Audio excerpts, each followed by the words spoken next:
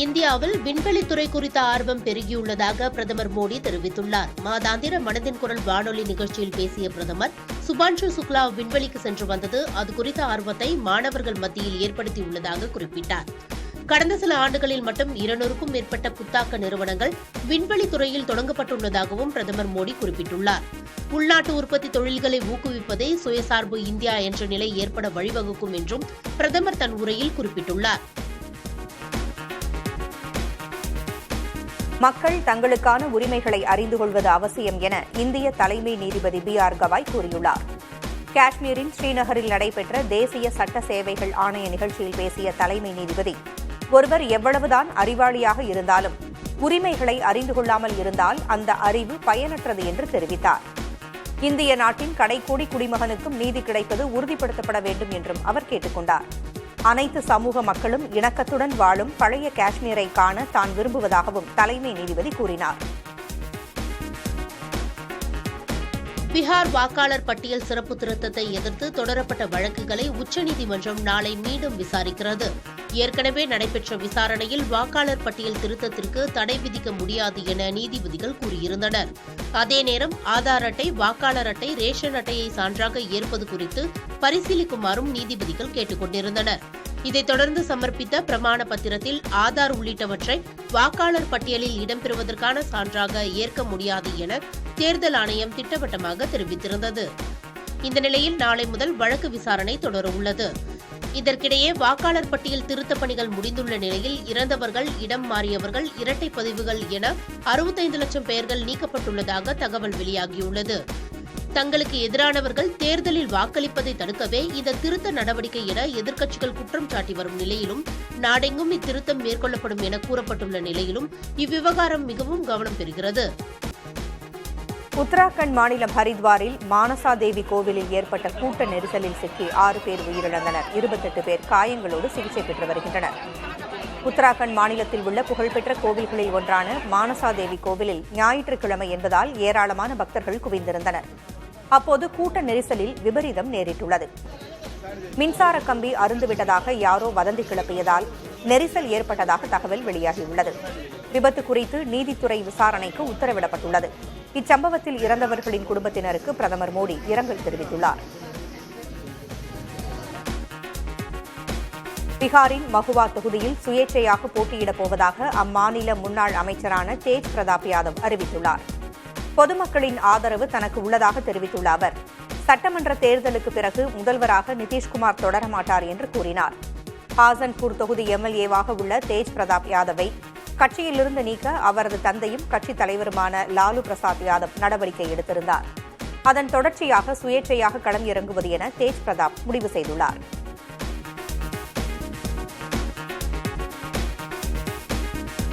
இந்தியாவில் heat stroke எனப்படும் வெப்பவாதத்தால் கடந்த மார்ச் முதல் ஜூன் வரை 14 பேர் உயிரிழந்துள்ளனர்.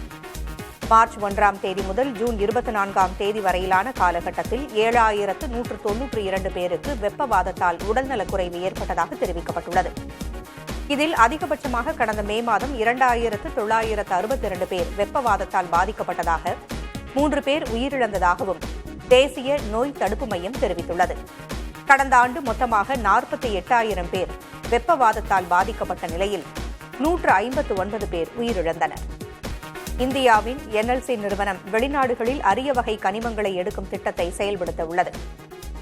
இது தொடர்பாக மேற்கு ஆப்பிரிக்க நாடான மாலியிலிருந்து லித்தியத்தை எடுப்பது குறித்தும், காங்கோவிலிருந்து தாமிரம் மற்றும் கோபால்ட்டை எடுப்பது குறித்தும் பேசி வருவதாக அந்நிறுவனத்தின் தலைமை நிர்வாக இயக்குநர் பிரசன்னகுமார் தெரிவித்தார்.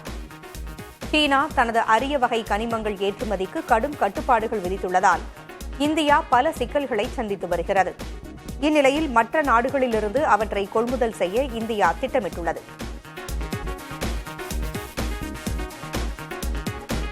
இயக்குநர் S.S. ராஜமௌலி இயக்கத்தில் மகேஷ் பாபு நடிக்கும் புதிய படத்தின் படப்பிடிப்பு ஆப்பிரிக்க நாடான தான்சானியாவில் நடைபெறவுள்ளது. 100 பேர் பங்கேற்கும் பிரம்மாண்ட சண்டை காட்சி அடுத்த மாதம் படமாக்கப்பட உள்ள நிலையில் அதற்கான ஒத்திகைகள் ஹைதராபாத்தில் நடைபெற்று வருகிறது. தற்காலிகமாக SSMB29 என பெயரிடப்பட்டுள்ள இப்படம் இந்தியாவிலேயே முன்னெப்போதும் இல்லாத அளவில் 1000 கோடி ரூபாய் செலவில் தயாரிக்கப்பட்டு வருகிறது. இரவா நிலையை தரக்கூடிய சஞ்சீவினி மூலிகையை கதாநாயகன் தேடி செல்லும் போது எதிர்கொள்ளும் சவால்களே படத்தின் கதையாகும். இப்படத்தில் கதாநாயகனாக வேடத்தில் நடிக்கும் மகேஷ் பாபு அக்கதாபாத்திரத்தை ஏற்க 6 மாதங்கள் பயிற்சி பெற்றுள்ளார். பிருத்விராஜ் சுகுமாரன் வில்லனாகவும் பிரியங்கா சோப்ரா கதாநாயகியாகவும் தேர்வு செய்யப்பட்டுள்ளதாக தகவல் வெளியாகியுள்ளது. இப்படத்தின் முதல் பாகம் 2027ஆம் ஆண்டும், 2ஆம் பாகம் 2029ஆம் ஆண்டும் வெளியாகும் என்று எதிர்பார்க்கப்படுகிறது. பிரதமர் நரேந்திர மோடியின் நிகழ்ச்சியை தமிழ்நாடு அரசு புறக்கணிப்பதாக குற்றச்சாட்டு எழுந்த நிலையில் அமைச்சர்கள் பலரும் பிரதமர் மோடியின் நிகழ்ச்சியில் பங்கேற்றதை குறிப்பிட்டு அமைச்சர் சேகர் பாபு விளக்கமளித்துள்ளார். என்ன புறக்கணிக்கிறோம்? நேற்றைக்கு தூத்துக்குடி நிகழ்ச்சியிலேயே 2 அமைச்சர்கள் பங்கேற்றிருக்கின்றார்கள். நம்முடைய நிதி அமைச்சர் சிறப்பாக போய் பங்கேற்றிருக்கின்றார்கள். அந்த தொகுதியுடைய நாடாளுமன்ற உறுப்பினர் பங்கேற்றிருக்கின்றார்கள். இன்றைக்கும் அந்த மாவட்டத்துடைய அமைச்சர், நிதி அமைச்சர் ஆகியோர் பங்கேற்கிறார்கள். எப்படி புறக்கணிப்பதாக ஆகும்? இது பிரதமர் கூட வருகையின் குறித்து உடல்நிலை சரியில்லாத நேரத்திலும் மருத்துவ சிகிச்சையில் இருந்தபோது கூட மாண்புமிகு தமிழக முதல்வர்கள் பிரதமருடைய வருகையை குறித்து தலைமைச் செயலாளரோடு கலந்து ஆலோசித்திருக்கின்றார்.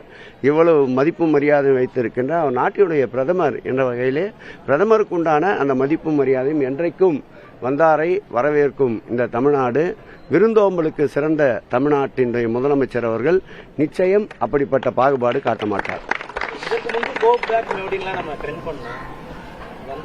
நிச்சயம் அப்படி ஒரு அவசியம் ஏற்பட்டால் நிச்சயம் அதையும் ட்ரெண்ட் பண்ணுவோம்.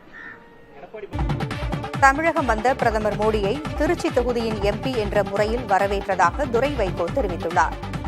சென்னை எழும்பூர் மதிமுக தலைமை அலுவலகத்தில் செய்தியாளர்களை சந்தித்த துரை வைகோ, மத்திய கூட்டணி ஆட்சியில் அமைச்சர் பதவி கிடைத்த போதும் ஏற்காதவர் வைகோ என்று குறிப்பிட்டார். ராம்தாஸ் அத்வாலே மரியாதை நிமித்தமாக வைகோவை கூட்டணிக்கு வர வேண்டும் என்று அழைத்தார் என்றும் கூறினார்.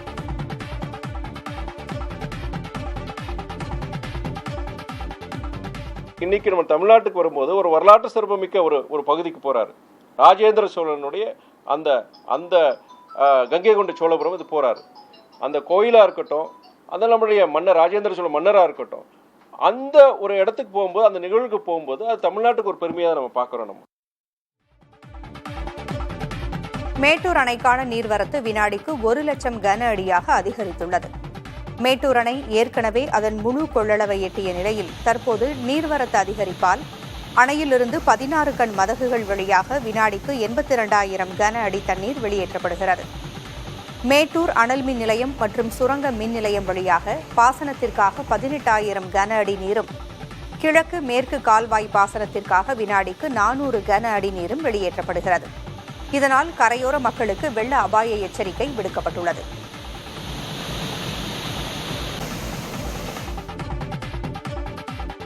கர்நாடக அணையிலிருந்து நீர்த்திறப்பு அதிகரிக்கப்பட்டுள்ளதால் காவிரி ஆற்றில் நீர்வரத்து வினாடிக்கு 84,000 கன அடியாக அதிகரித்துள்ளது.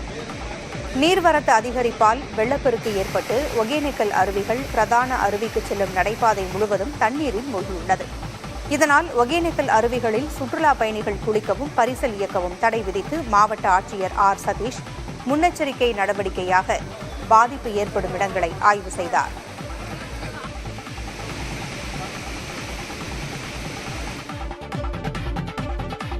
கர்நாடக காவிரி நீர்பிடிப்பு பகுதிகளில் பெய்து வரும் கனமழையால் கிருஷ்ணராஜசாகர் மற்றும் கபினி அணைகளுக்கு நீர்வரத்து மீண்டும் அதிகரித்துள்ளது. இதன் காரணமாக அணைகளிலிருந்து காவிரி ஆற்றில் திறக்கப்படும் உபரி நீரின் அளவு தற்போது வினாடிக்கு 84,000 கன அடியாக உயர்ந்துள்ளது. இதனால் காவிரி ஆற்றங்கரையோரம் உள்ள மக்கள் பாதுகாப்பாகவும் எச்சரிக்கையாகவும் இருக்குமாறு பொதுப்பணித்துறை வெள்ள அபாய எச்சரிக்கை விடுத்துள்ளது.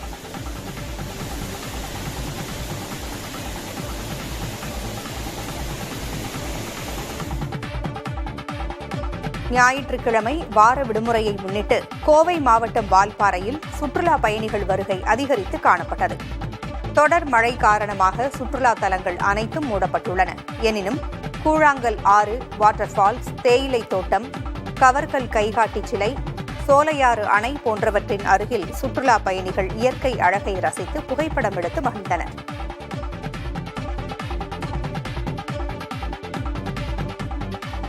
அதிரப்பள்ளி நீர்வீழ்ச்சி அருகே ஆற்று வெள்ளத்தில் சிக்கிய காட்டு யானை நீண்ட நேர போராட்டத்திற்கு பிறகு கரையை கடந்து வனத்திற்குள் சென்றது. பருவமழை காரணமாக பெருங்கல்குத்து அணை நிரம்பியதை அடுத்து திறக்கப்பட்ட தண்ணீரானது கேரளா வனப்பகுதி வழியே அதிரப்பள்ளி நீர்வீழ்ச்சிக்கு சென்று கடலுக்கு செல்கிறது. காலாடி ஜன்னல் பகுதியில் காட்டு யானை ஒன்று ஆற்றை கடக்க முயன்றபோது திடீரென்று வெள்ளப்பெருக்கு நேரிட்டதால் சிக்கி தவித்த நிலையில் நீண்ட நேரத்திற்கு பிறகு ஆற்றை கடந்து வனப்பகுதிக்கு சென்றது.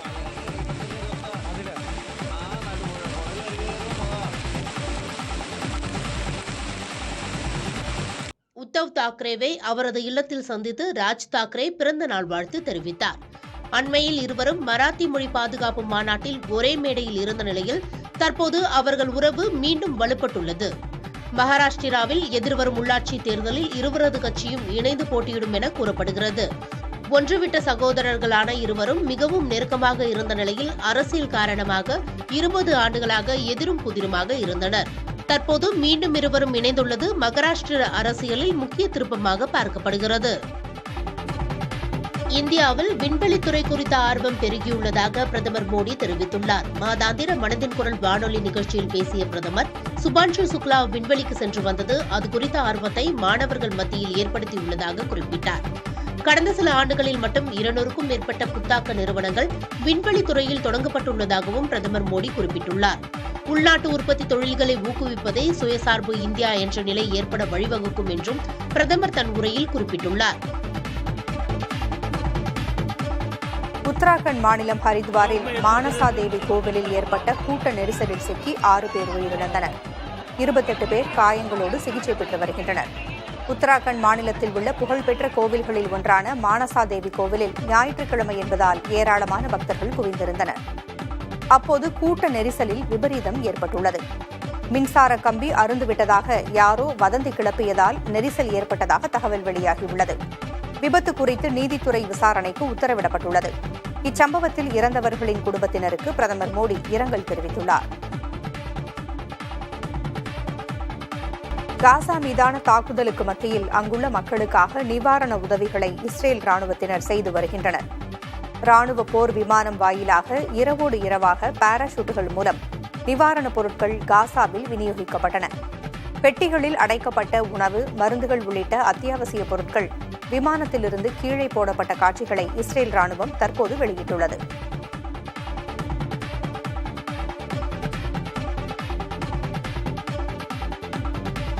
இத்தாலி நாட்டில் சிறிய ரக விமானம் ஒன்று நெடுஞ்சாலையில் மோதி வெடித்து சிதறியது. இந்த விபத்தில் விமானத்தில் இருந்த 2 உயிரிழந்தனர். தீயணைப்புத் துறையினர் தீயை அணைத்த நிலையில் விமான விபத்திற்கான காரணம் குறித்து விசாரணை நடைபெற்று வருகிறது.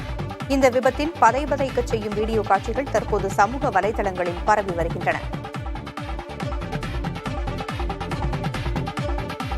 நியூசிலாந்து, தென்னாப்பிரிக்கா, ஜிம்பாப்வே முத்தரப்பு T20 தொடரை நியூசிலாந்து கைப்பற்றியது. ஜிம்பாப்வேயின் ஹராரேயில் நடைபெற்ற இறுதிப் போட்டியில் 3 ரன்கள் வித்தியாசத்தில் நியூசிலாந்து அணி த்ரில் வெற்றியை ருசித்தது.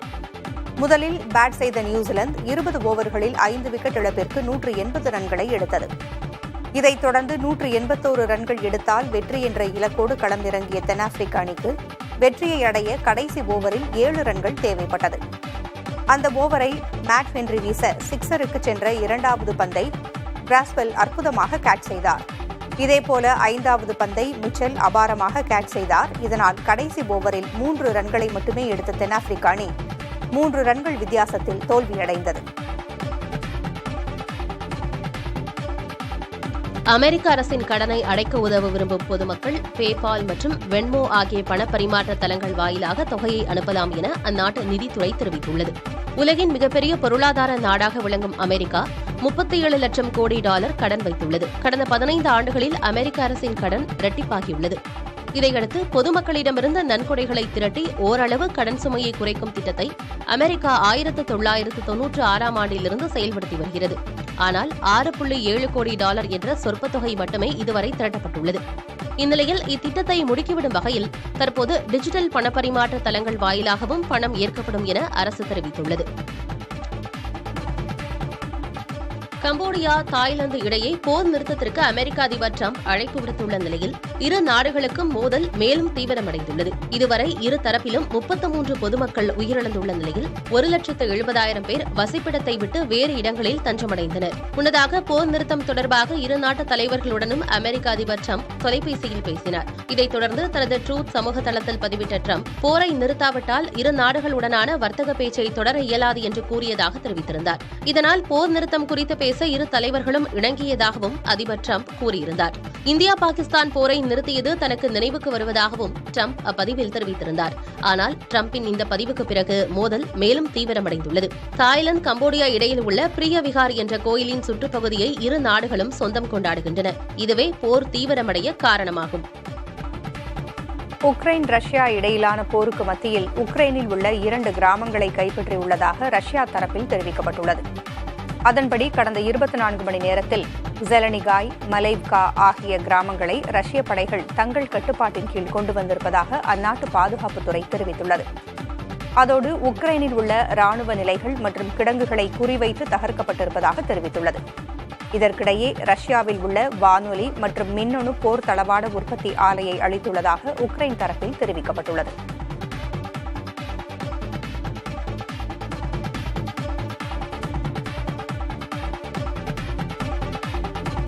ஈரானில் தடை செய்யப்பட்ட மார்க்சிஸ்ட் இஸ்லாமிய அமைப்பான முஜாஹிதீன் கல்க் அமைப்பைச் சேர்ந்த 2 உறுப்பினர்களுக்கு மரண தண்டனை நிறைவேற்றப்பட்டுள்ளது. மெக்தி ஹசானி மற்றும் பெஹ்ரூசி ஹெச்சானி ஆகிய இருவரும் எம்இகே தலைவர்களுடன் இணைந்து தெஹ்ரானில் ஒரு ரகசிய இல்லத்தை அமைத்து வெடிகுண்டுகள் மற்றும் கையெறி குண்டுகளை தயாரித்து பொதுமக்கள், வீடுகள், கல்வி நிறுவனங்கள் மீது தாக்குதல்களை நடத்தியதாக குற்றம் சாட்டப்பட்டுள்ளது. முன்னாள் பிரதமர் அடல் பிஹாரி வாஜ்பாய் தலைமையிலான பாஜக அரசின் செயல்பாட்டுடன் ஒப்பிட்டு மோடி அரசை காங்கிரஸ் மூத்த தலைவர் ஜெய்ராம் ரமேஷ் விமர்சித்துள்ளார். இதுகுறித்து எக்ஸ் தளத்தில் பதிவிட்டுள்ள ஜெய்ராம் ரமேஷ், கார்கில் போர் முடிந்ததும் 1999 ஜூலை 30 அன்று வாஜ்பாய் அரசு கார்கில் ஆய்வு குழுவை அமைத்தது. அக்குழு டிசம்பர் 15, 1999 அன்று தனது அறிக்கையை சமர்ப்பித்தது. நாடாளுமன்றத்தில் அது விவாதிக்கப்பட்டது. அது வேறு பிரதமர், அது வேறு பாஜக, அரசியல் சூழ்நிலையும் வேறு.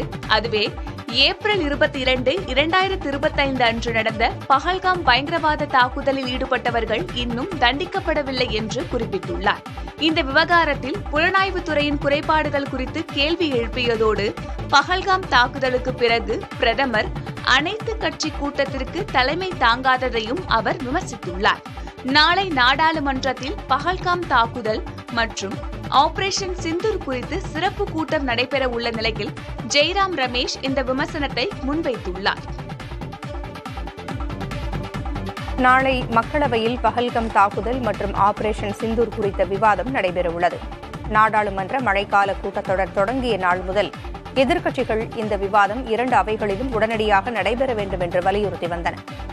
இந்நிலையில் பிரதமர் மோடி வெளிநாட்டு பயணம் மற்றும் தமிழ்நாட்டு பயணம் நிறைவடைந்த நிலையில் நாளை மக்களவை அலுவல் பட்டியலில் பஹல்காம் தாக்குதல், ஆபரேஷன் சிந்தூர் விவாதம் இடம்பெற்றுள்ளது. 16 மணி நேரம் விவாதம் நடைபெறவுள்ளது. மாநிலங்களவையில் இந்த விவாதம் செவ்வாய்க்கிழமை தொடங்கும் என்று தெரிவிக்கப்பட்டுள்ளது. உத்தவ் தாக்கரேவை அவரது இல்லத்தில் சந்தித்து ராஜ் தாக்கரே பிறந்த நாள் வாழ்த்து தெரிவித்தார். அண்மையில் இருவரும் மராத்தி மொழி பாதுகாப்பு மாநாட்டில் ஒரே மேடையில் இருந்த நிலையில் தற்போது அவர்கள் உறவு மீண்டும் வலுப்பட்டுள்ளது. மகாராஷ்டிராவில் எதிர்வரும் உள்ளாட்சி தேர்தலில் இருவரது கட்சியும் இணைந்து போட்டியிடும் என கூறப்படுகிறது. ஒன்றுவிட்ட சகோதரர்களான இருவரும் மிகவும் நெருக்கமாக இருந்த நிலையில் அரசியல் காரணமாக 20 ஆண்டுகளாக எதிரும் புதிருமாக இருந்தனர். தற்போது மீண்டும் இருவரும் இணைந்துள்ளது மகாராஷ்டிர அரசியலில் முக்கிய திருப்பமாக பார்க்கப்படுகிறது. உத்தராகண்ட் மாநிலம் ஹரித்வாரில் மானசா தேவி கோவிலில் ஏற்பட்ட கூட்ட நெரிசலில் சிக்கி 6 பேர் உயிரிழந்தனர். 28 பேர் காயங்களோடு சிகிச்சை பெற்று வருகின்றனர். உத்தராகண்ட் மாநிலத்தில் உள்ள புகழ்பெற்ற கோவில்களில் ஒன்றான மானசா தேவி கோவிலில் ஞாயிற்றுக்கிழமை என்பதால் ஏராளமான பக்தர்கள் குவிந்திருந்தனர். அப்போது கூட்ட நெரிசலில் விபரீதம் ஏற்பட்டுள்ளது. மின்சார கம்பி அறுந்துவிட்டதாக யாரோ வதந்தி கிளப்பியதால் நெரிசல் ஏற்பட்டதாக தகவல் வெளியாகியுள்ளது. விபத்து குறித்து நீதித்துறை விசாரணைக்கு உத்தரவிடப்பட்டுள்ளது. இச்சம்பவத்தில் இறந்தவர்களின் குடும்பத்தினருக்கு பிரதமர் மோடி இரங்கல் தெரிவித்துள்ளார்.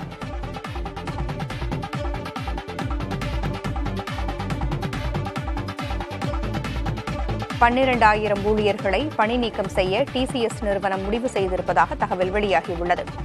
செயற்கை நுண்ணறிவு பயன்பாடு, பணியாளர்கள் திறன் இடைவெளி உள்ளிட்ட காரணங்களால் 2% பணியாளர்களை நீக்க உள்ளதாக டிசிஎஸ் நிறுவனத்தின் தலைமைச் செயல் அதிகாரி கீர்த்திவாசன் தெரிவித்துள்ளார். இதனால் 12,000 டாடா கன்சல்டன்சி நிறுவன பணியாளர்கள் வேலை இழக்கும் சூழல் உருவாகியுள்ளது. பீகார் வாக்காளர் பட்டியல் சிறப்பு திருத்தத்தை எதிர்த்து தொடரப்பட்ட வழக்குகளை உச்சநீதிமன்றம் நாளை மீண்டும் விசாரிக்கிறது. ஏற்கனவே நடைபெற்ற விசாரணையில் வாக்காளர் பட்டியல் திருத்தத்திற்கு தடை விதிக்க முடியாது என நீதிபதிகள் கூறியிருந்தனர். அதே நேரம் ஆதார் அட்டை, வாக்காளர் அட்டை, ரேஷன் அட்டையை சான்றாக ஏற்பது குறித்து பரிசீலிக்குமாறும் நீதிபதிகள் கேட்டுக் கொண்டிருந்தனர். இதைத் தொடர்ந்து சமர்ப்பித்த பிரமாண பத்திரத்தில் ஆதார் உள்ளிட்டவற்றை வாக்காளர் பட்டியலில் இடம்பெறுவதற்கான சான்றாக ஏற்க முடியாது என தேர்தல் ஆணையம் திட்டவட்டமாக தெரிவித்திருந்தது. இந்த நிலையில் நாளை முதல் வழக்கு விசாரணை தொடர உள்ளது. இதற்கிடையே வாக்காளர் பட்டியல் திருத்தப் பணிகள் முடிந்துள்ள நிலையில் இறந்தவர்கள், இடம் மாறியவர்கள், இரட்டை பதிவுகள் என 65 லட்சம் பெயர்கள் நீக்கப்பட்டுள்ளதாக தகவல் வெளியாகியுள்ளது. தங்களுக்கு எதிரானவர்கள் தேர்தலில் வாக்களிப்பதை தடுக்கவே இந்த திருத்த நடவடிக்கை என எதிர்க்கட்சிகள் குற்றம் சாட்டி வரும் நிலையிலும், நாடெங்கும் இத்திருத்தம் மேற்கொள்ளப்படும் என கூறப்பட்டுள்ள நிலையிலும் இவ்விவகாரம் மிகவும் கவனம் பெறுகிறது. தன் மீது புகார் அளித்த வழக்கறிஞரை நீதிபதி GR சுவாமிநாதன் விசாரணைக்கு ஆஜராகுமாறு சம்மன் அனுப்பியிருப்பதற்கு எதிர்ப்புகள் எழுந்துள்ளன. நீதிபதி GR சுவாமிநாதனின் சில தீர்ப்புகள் அரசமைப்பிற்கு விரோதமாகவும் மதச்சார்பின்மைக்கு எதிராகவும் இருப்பதாக வழக்கறிஞர் வாஞ்சிநாதன் உச்சநீதிமன்ற தலைமை நீதிபதிக்கு புகார் அனுப்பியுள்ளார். இதனை அறிந்த GR சுவாமிநாதன் தன் மீது அளிக்கப்பட்ட புகார் தொடர்பாக வாஞ்சிநாதனை அழைத்து விசாரித்துள்ளார். மேலும் அவருக்கு எதிராக நீதிமன்ற அவமதிப்பு வழக்கை முன்னெடுத்துள்ள GR சுவாமிநாதன் அவரை வரும் 29ஆம் தேதி ஆஜராக சம்மன் அனுப்பியுள்ளார். இதற்கு கண்டனம் தெரிவித்துள்ள மார்க்சிஸ்ட் கம்யூனிஸ்ட் கட்சியின் மாநில செயலாளர் சண்முகம் GR சுவாமிநாதனின் நடவடிக்கை இயற்கைக்கு முரணானது என சாடியுள்ளார். சந்துரு, ஹரிபரந்தாமன் உள்ளிட்ட 8 முன்னாள் நீதிபதிகள் வாஞ்சிநாதனுக்கு எதிரான நடவடிக்கையை கைவிட வேண்டும் என வலியுறுத்தியுள்ளனர். அதேபோல வழக்கறிஞர் வாஞ்சிநாதனுக்கு அமைச்சர் மனோ தங்கராஜ் ஆதரவு தெரிவித்துள்ளார். வாஞ்சிநாதனுக்கு எதிரான நீதிமன்ற அவமதிப்பு வழக்கை கைவிடக் கோரி தமிழ்நாடு வழக்கறிஞர் சங்கங்களின் கூட்டமைப்பு நாளை ஆர்ப்பாட்டம் அறிவித்துள்ளது. உத்தராகண்ட் மாநிலம் சுல்தான்பூரில் கன்வர் யாத்திரை குறித்து அவதூறாக பேசியதாக அரசு பள்ளி ஆசிரியர் ஒருவர் பணியிடை நீக்கம் செய்யப்பட்டுள்ளார். மாணவி ஒருவர் கன்வர் யாத்திரை செல்லும் தனது உறவினர்களை சந்திக்க அனுமதி கேட்டபோது ஆசிரியர் ஓம் பிரகாஷ் யாத்திரை குறித்து சர்ச்சைக்குரிய வகையில் கருத்து தெரிவித்ததாக குற்றஞ்சாட்டினார். இதன் அடிப்படையில் ஆசிரியர் ஓம் பிரகாஷ் பணியிடை நீக்கம் செய்யப்பட்டு அவர் மீது விசாரணை தொடங்கப்பட்டுள்ளது என்று சுல்தான்பூர் கல்வி அதிகாரி தெரிவித்துள்ளார்.